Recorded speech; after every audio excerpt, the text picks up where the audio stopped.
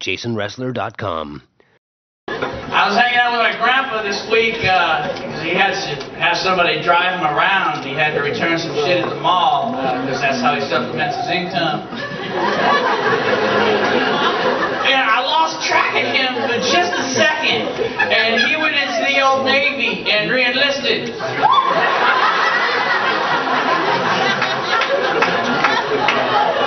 You know, my grandpa was an old sailor, you know, he was a World War II Pearl Harbor survivor, you know, and he always wanted me, because I was his oldest grandson, he always wanted me to carry on some family tradition, join the Navy, you know, especially when I was a teenager. He would always say to me, you know, now Jason, if you can ever get out of high school, I think that you should join the Navy.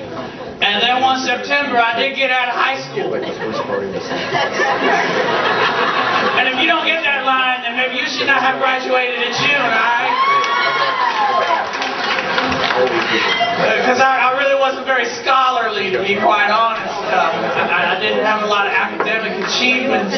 I only had 2 ribbons on my wall. I had 1 red ribbon for tug of war, and 1 blue ribbon because, not to brag or anything, but I was a spelling bee champion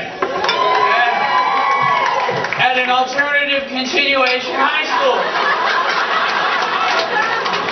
Which basically tells you that I can spell way better than pregnant chicks.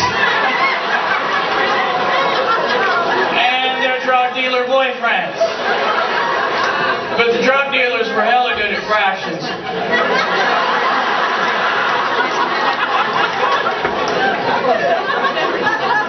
The toughest part about being in the U.S. Navy is when you first go into Navy boot camp, your initial rank is Seaman. Yeah, so there's a lot of bad last names to have. Exchange is one of them.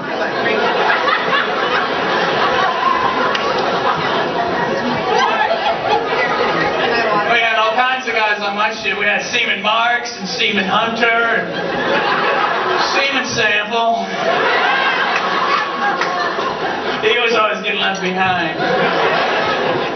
We actually did have a guy in our company in boot camp named Seaman Staines. And because of that dude, I'll never forget laundry day.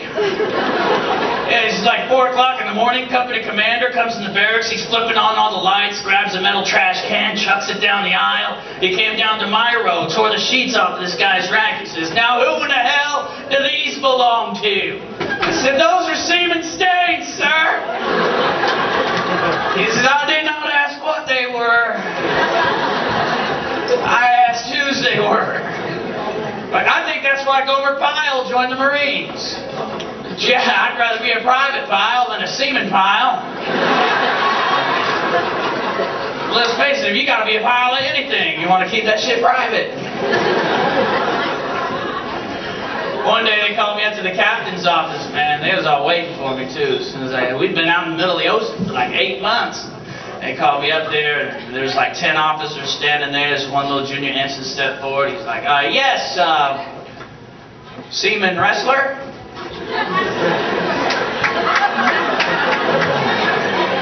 Yeah, I was Seaman Resler for about 1.5 years. Undefeated. That ain't true. I got beaten a couple ports, but it was during time of war, so it doesn't count. Because you get away with a lot of shit during time of war, man. Not even God looks at you during time of war, not if you're American. Seaman Resler, we were wondering if you would be willing to voluntarily submit to a drug test. And I was like, "Sure, no problem. What do you got?" "And how the hell did you get this shit in the middle of the ocean?" "Oh, is it some kind of seaweed or something? Is this why the ship's been going around in circles for the last 5 months?" We would really understand a lot of the decisions being made if we all knew you were high.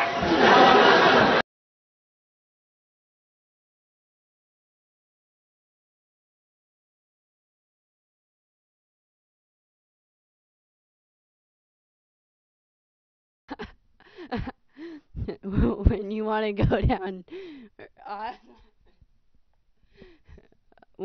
if you want to, When you want to laugh some when you want to laugh some more, go down to the Beat or Dimple Records and pick up one of my dad's CDs.